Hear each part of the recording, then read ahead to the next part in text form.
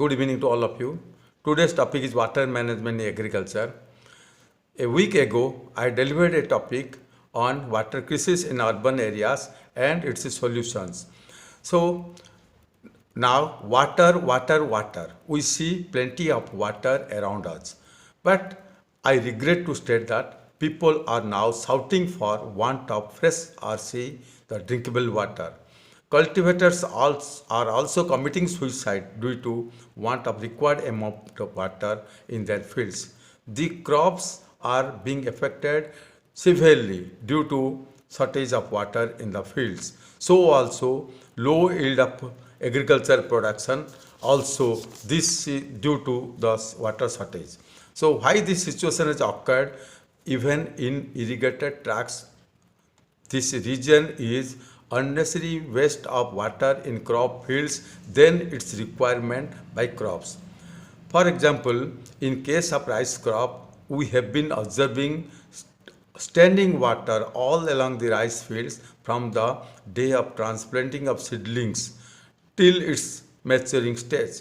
This has made the people to believe that rice is an aqueous or semi-aqueous plant, but this is not correct at all. Normally, crops require water for fulfillment of their evapotranspiration process. Plant roots intake water along with the dissolved soil nutrients for preparation of their own food with the help of sunlight and chlorophylls on the leaves. Actually, the plant consumes a little portion of water and transpires the balance intake water to the atmosphere. So, unnecessary application of water in rice field is just a wrong conception. Whereas we notice that the farmers are in a habit of providing irrigation to the fields and that which is resulting a submerged condition in their fields. This practice causes waterlogging condition problems. So this waterlogging condition have some different and many adverse effects.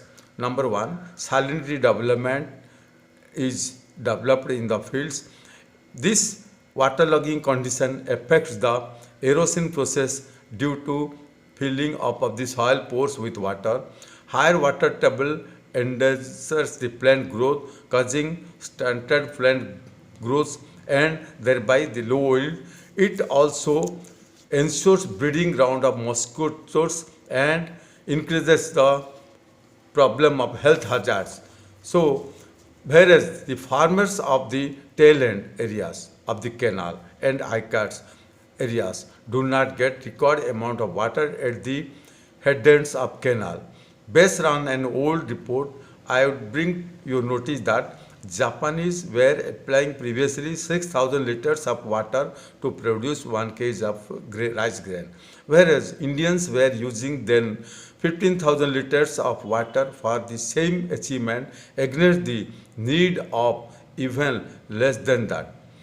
But the old practice was within limited 4,000 liters of water for producing 1 kg of grain. So this is the difference between the laboratory method and in the actual field methods. This tells about the quantum of water wastages by the farmers. Now, as told earlier, agriculture sector consumes more than 80% of total storage water that so this wastage can only be checked and minimized by adoption of a suitable measure, and this is named as or known as water management. It is the most scientific method of irrigation. So here management does not mean to manage within the available facilities, that is available water. It means more than that. Actually, scientific and efficient use of water in the crop fields is called water management. It includes number one, to check and minimize seepage and percolation losses. Actually, this seepage and percolation losses constitutes more than 70% of the total water wastage. The second one is we should gain knowledge on water requirement of various crops. The third one is consumptive use of water and other factors involved in it. The fourth one is improvement factors on use of efficiency, on use of water use efficiency and irrigation efficiency. Because unless you increase the water use efficiency, our goal cannot be achieved. So, emphasis should be given for judicious use of water. This judicious use of water is based on how much to irrigate, how to irrigate, and how many types to irrigate. This how much to irrigate actually depends upon the moisture already present in the fields. So, based on the moisture present in the field, you or the cultivators have to decide for application of required quantum of water in their fields. Now, regarding discussing about how to irrigate, actually there are different varieties of water. Water is applied to the fields by flooding system of irrigation. That is, after submerging the fields with the application of water, and it is irrigated from field to field submergence. And the third one is how many times to irrigate. Actually, a crop needs water or irrigation for say more than 5 to 10 times depending upon the various stages of its life cycle. For example, water for the rice crop is badly necessary in case of their tillering stage, in case of milk formation stage, and also in case of the other developmental stages. But in that cases, the field should be kept with 2 inches, maximum 2 inches of water level, not more than that.